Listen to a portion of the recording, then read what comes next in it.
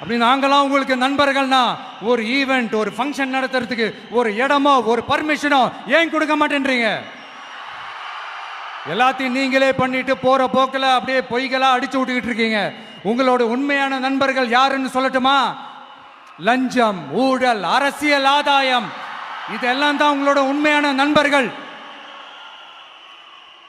பர்சனலா நீங்க எப்படி வேணா இருந்துக்கங்க சார், நமக்கு அதை பத்தி கவலை இல்லை, நமக்கு அது அவசியமும் இல்லை. ஆனா உங்க ஆட்சி தான் தப்பான ஆட்சி, தமிழ்நாட்டுக்கு தேவையில்லாத ஆட்சி. கொஞ்ச நாளைக்கு முன்னாடி கற்பனையா ஒரு விஷயம் ஒன்று சொன்னேன். இந்த முதல்வர் கூட விசில் சின்னத்துக்கு தான் வாக்களிப்பாரு அப்படின்ட்டு கற்பனையா ஒன்று சொன்னேன். ஆனா இன்னைக்கு நிஜமாவே நமக்கு ஆதரவா ஒரு கோஷத்தை எழுப்பியிருக்கிறாங்க. அது என்ன தெரியுமா? எங்க வாக்கு சாவடி வெற்றி வாக்கு சாவடியா. அதுக்கு அர்த்தம் என்ன தெரியுமா? எங்க வாக்கு சாவடி விஜய் வாக்கு சாவடின்னு அர்த்தம்.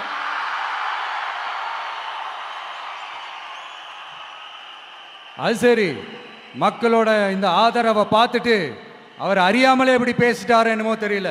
50 வருஷம் எக்ஸ்பீரியன்ஸ் அரசியல்ல, உண்மை என்னன்னு ஒத்துக்கிட்டு தானே ஆகணும்.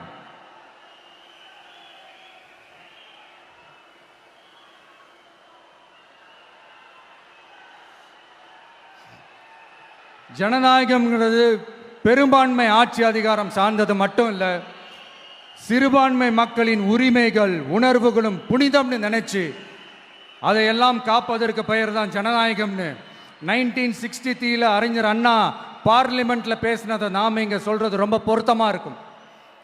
அறிஞர் அண்ணா சொன்னது தான் டிவிகேவோட நிலைப்பாடும். இந்த ஸ்டாண்ட்ல நாம 100% உறுதியா இருப்போம். யாருக்காகவும் எதுக்காகவும் இதுல சமரசமே கிடையாது. மதச்சார்பற்ற சமூக நீதி தன்மை தான் நம்ம அடிப்படை கொள்கைகள் ஒன்று, அதில் எந்த மாற்றமும் எப்பவும் கிடையாது. ஆனால் இதெல்லாம் மறந்துட்டு எப்படியாவது எதையாவது செஞ்சு ஓட்டு வாங்கிறதுக்காகவே இங்கே சில பேர் இருக்கிறாங்க.